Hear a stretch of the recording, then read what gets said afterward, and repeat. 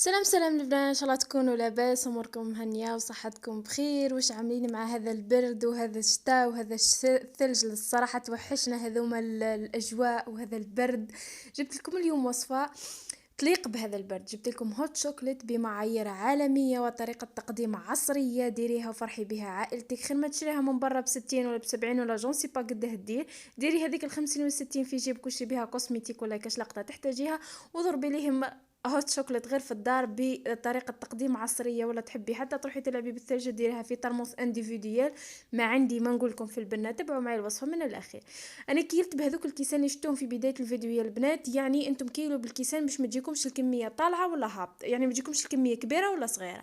انا درت 3 كيسان تاع الحليب، درت معاهم مغرفه وربع تاع نشاء تكون ممسوحه، يعني على حساب الكيسان اللي درتهم. درت غير 3 كيسان البنات. درت معاها 2 مغارف تاع الكاكاو كيف يكونوا ممسوحين، كاكاو هذاك اللي تكون طعمه تاعو مليحه.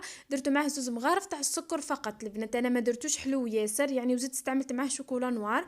ما درتوش حلو ياسر. انتم تحبوا تستعملوا شوكولا اتارتيني، تحبوا تستعملوا الشوكولا هذه تاع العاديه تاع المكعبات، تحبوا تستعملوا شوكولا بودره هذيك تاع الحليب، لكم الاختيار. استعملوا اي نوعيه شوكولا، المهم تكون فيه قطع الشوكولا. حطيتهم كيما هكا وحركت كلش بارد في برد بهذه الطريقه. حركوهم كلش بارد في برد قبل ما تدوهم على النار، ومن بعد نحطوهم فوق النار ونخلوهم يطيبوا في غرضهم. طريقة التزيين اللي اقترحتها عليكم هي طريقة تقدم يعني في الكافيهات. يعني الناس اللي ملفة تشربها تقدم في الكافيهات هذوك الغالية خلاه، لكن انت ديريها غير في الدار فقط. جيبي الكيسان تاعك اللي راح تقدمي فيهم، وهزي شوكولا اتارتيني براس تاع المغرفة كيما هكا، ومسحي في الكاس عشوائي، يعني ماهيش يعني محسوبة الطريقة، يعني مسحي عشوائي كما حبيتي بالطريقة اللي حبيتي. بهذه الطريقة كما راكم تشوفوا طريقة عشوائية عفوا طريقة عشوائية لكن ماهيش محسوبة، لكن راح تعطيكم شكل رائع رائع. الهوت شوكولات في هذوك الكيسان راح تشوفوا نتيجة ولا أروع ولا أجمل.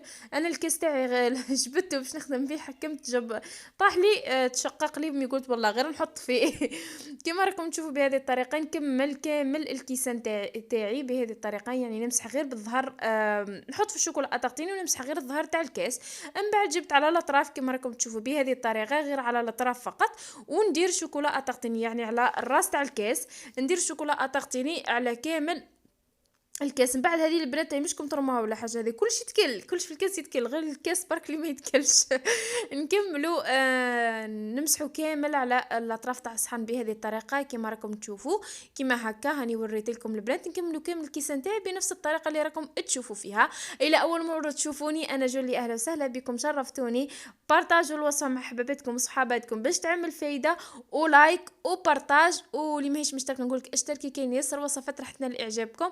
ديروا لي لايك يا البنات، اللايك تاعكم يفرحني خلا. وخلوا لي رايكم في التعليق، رايكم في الوصفه. خلوا لي رايكم في الوصفه، قولوا لي ملاحه مش ملاحه، المهم خلوا لي رايكم البنات. هكا كما راكم تشوفوا بعد ما نكمل كامل الكيسان تاعي بهذه الطريقه. درك جبت الكاوكاو تاعي اللي يكون مهرس ولا مكسر ولا كيف واحد كيفاه يقول له، ودرتو في ساشي باش الساشي تاعي تعاوني، يعني باش نتعاون باش نلصق الكاوكاو تاعي كامل في الاطراف كما راكم تشوفوا بهذه الطريقه. وكاينه ناس دير لها هذيك فيرميسال تاع الشوكولا، كاينه ناس دير لها البسكويت يكون مطحون، كل واحد واش يدير له. انا فضلت ندير الكاوكاو وانتم لكم الاختيار، لانه الصراحه عجبني مزيج تاع الكاوكاو مع شوكولا اتارتيني مع هذاك الهوت شوكولات ومع الكريم شانتي. الصراحه كي مزجت كامل المكونات مع بعضها عطتني واحد البنه رائعه الصراحه، طعمتها تهبل ما عندي ما نقول لكم. جربوها وردوا لي بالخبر.